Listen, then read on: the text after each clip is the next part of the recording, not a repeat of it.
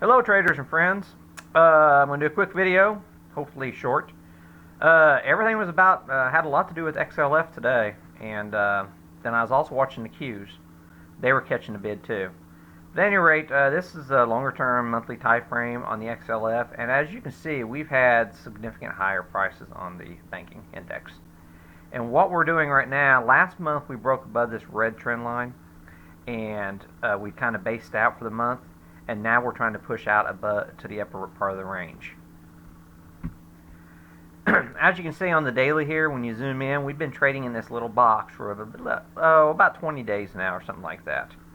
And today we're poking back up above the top of the box. And there wasn't really anything significant about the meeting to drive the markets higher, but the investors, I think it's time that it's wanting to go higher. Now, I had a bullish take on the markets yesterday. Yesterday it started changing yesterday afternoon, and so I started putting on some bullish action near the close yesterday.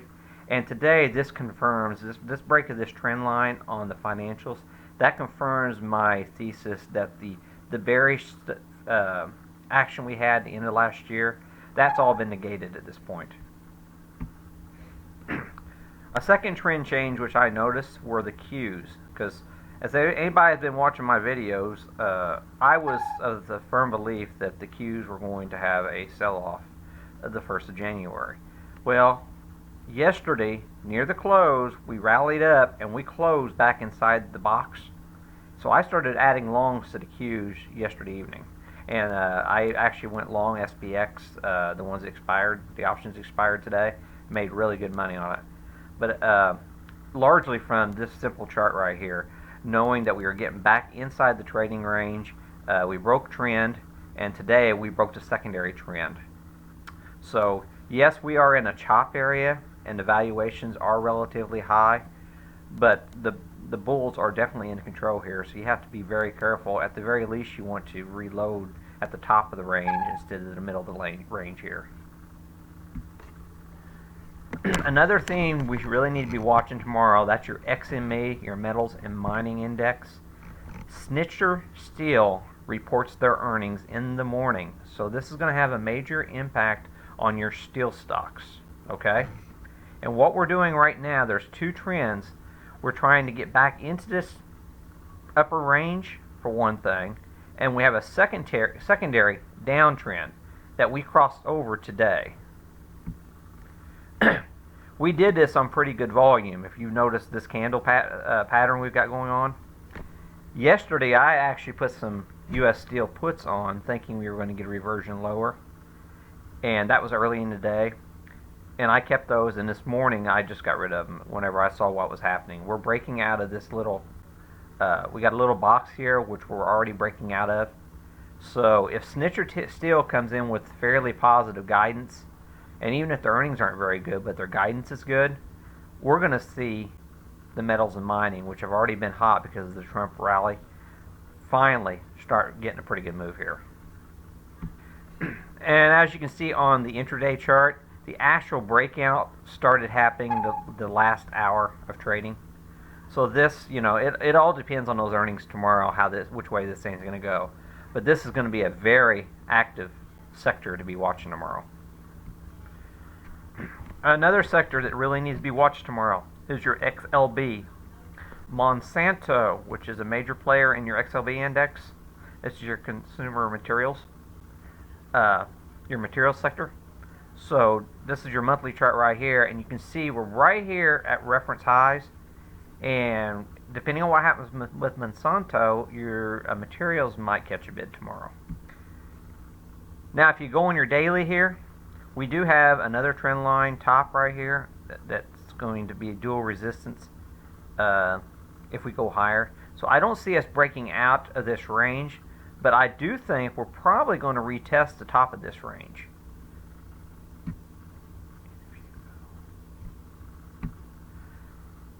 Technically, we've already broken out of this downtrend today.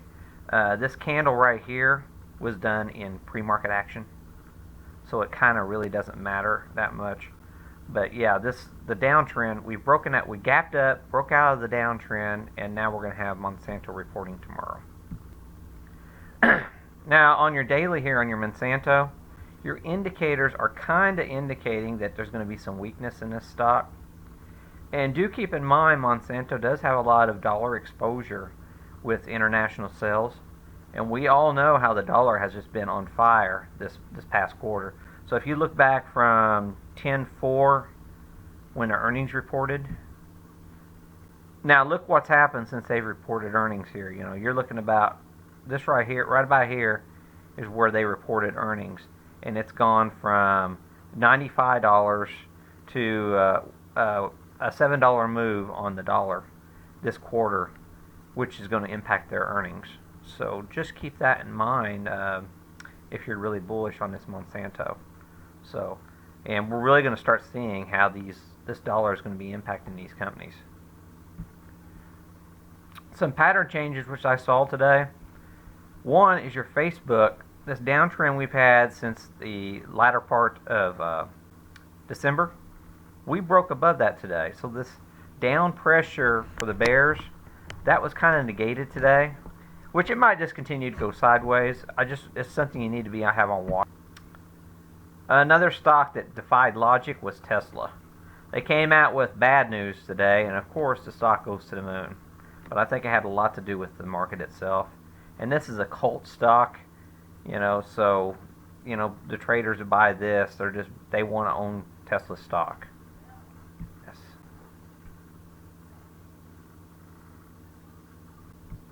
And the last thing I want to show you, yesterday, WTI crude came up and bumped. We've got a gap to fill on this crude, and it came right up to that and bumped it yesterday. I'm really looking for crude to break up higher here, so just keep that in mind. Final sector I wanted to talk about were the airlines. And I thought with the strong crude, the airlines would start rolling over. But they've been bull flagging up here. Well, as of today, the airlines have broken out of that down wedge. That's unfortunate because I am short airlines. But at any rate, if you're going to do airlines, you do want to consider them to the upside from here. That's all I got to say. I am bullish right short term, and basically all the indicators have reset for another leg higher in my opinion. That's everything. Thanks a lot.